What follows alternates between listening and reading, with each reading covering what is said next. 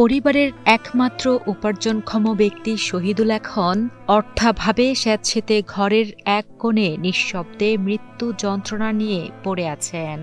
ইটভাটায় শ্রমিকের কাজ করে বৃদ্ধ মা, স্ত্রী, সন্তানসহ ৭ সদস্যের পরিবার নিয়ে কোনো রকমে চলতেন তিনি। যে মানুষটি কঠোর পরিশ্রম করে ৭ সদস্যের পরিবার নিয়ে চলতেন, তিনিই এখন আক্রান্ত মরণব্যাধি ক্যান্সারে। একমাত্র উপার্জনক্ষম ব্যক্তি ক্যান্সারে আক্রান্ত হওয়ায় মাথার উপর যেন আকাশ ভেঙে পড়েছে সকলের। সুস্থ হতে নিজেদের সকল সঞ্চয় ও ঋণ করে ১০ থেকে ১২ লাখ টাকা খরচ করে চিকিৎসা করেও হয়নি কোনো লাভ। বর্তমানে একদিকে ঋণের চাপ, আরেকদিকে চিকিৎসার খরচ, অন্যদিকে বেঁচে থাকার জন্য খাবার, সবকিছু মিলিয়ে দিশেহারা হয়ে পড়েছেন পরিবারটি। শরীরের অবস্থা ভালো নয় ভাই, আমি খাওয়াও শান্তি নাই, খাইলে শ্বাস বমি করি, ভেতর থেকে মনে করেন ঢেকুর এসে পচা গন্ধ, সব পচা গন্ধ আমার এসে।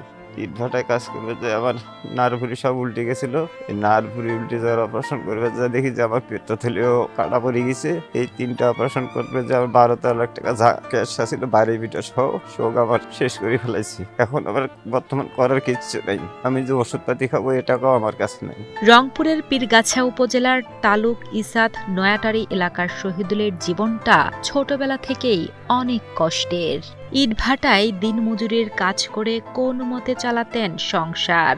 বছরখানেক আগে হঠাৎ পেটে ব্যথা হলে চিকিৎসকের কাছে গিয়ে পরীক্ষার মাধ্যমে জানতে পারেন পেটের নাড়িভুঁড়ি উল্টে গেছে তার, করাতে হবে অস্ত্রোপচার। পরবর্তীতে অপারেশন করালে সুস্থ না হয়ে শুরু হয় নানান জটিলতা। পেটে ব্যথা দিয়ে শুরু হওয়া রোগ রূপ নিয়েছে মরণব্যাধি ক্যান্সারে। শহীদুলের চিকিৎসায় গত ১ বছরে সব সঞ্চয় ও শেষ সম্বল ৬ শতক বসতভিটা বিক্রি করে পরিবার এখন একেবারে নিঃস্ব। এখন স্বামীর চিকিৎসার খরচ জোগাতে স্ত্রী বাধ্য হয়ে অন্যের বাড়িতে করছেন ঝিয়ের কাজ, আর ছোট ছেলে করছেন হোটেলে কাজ। আমার জায়গা ছিল ৬ শতক কিনছিলাম, তাক গেছে। আমার গাভী ছিল, তাক গেছে। গরু ছিল, তাক গেছে। ছাগল ছিল, তাক গেছে। কিছু টাকা পয়সা ক্যাশ আছিল, সেও চলে গেছে।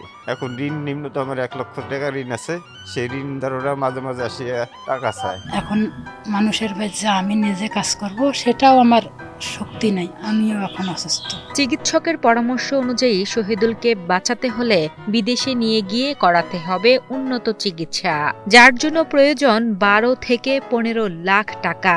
হতদরিদ্র পরিবারটির পক্ষে যেখানে খেয়ে পড়ে বেঁচে থাকতেই হচ্ছে কষ্ট, সেখানে এত টাকা খরচ করে চিকিৎসা করা কোনোভাবেই সম্ভব না। শহীদুলকে বাঁচাতে সরকার সহ দেশ বিদেশের বিত্তবানদের কাছে আর্থিক সহযোগিতার জন্য আকুতি জানান পরিবার। আমি বাঁচতে চাই, আমি সরকারের কাছে কিছু আবেদন করতেছি, সরকারের জন্য আমাকে যেন কিছু সাহায্য করে। এই যে মনে করো দিন যায় খারাপ হয়, দিন যায় খারাপ হয়, কি অবস্থায় আছে যে কি স্মৃতি আছে, আরো খারাপের দিকে চলে যাইতেছে। সরকার যদি একটু কিছু করে দিলে হয়, তাহলে মনে করো আল্লাহ ভালো করিলে হয়।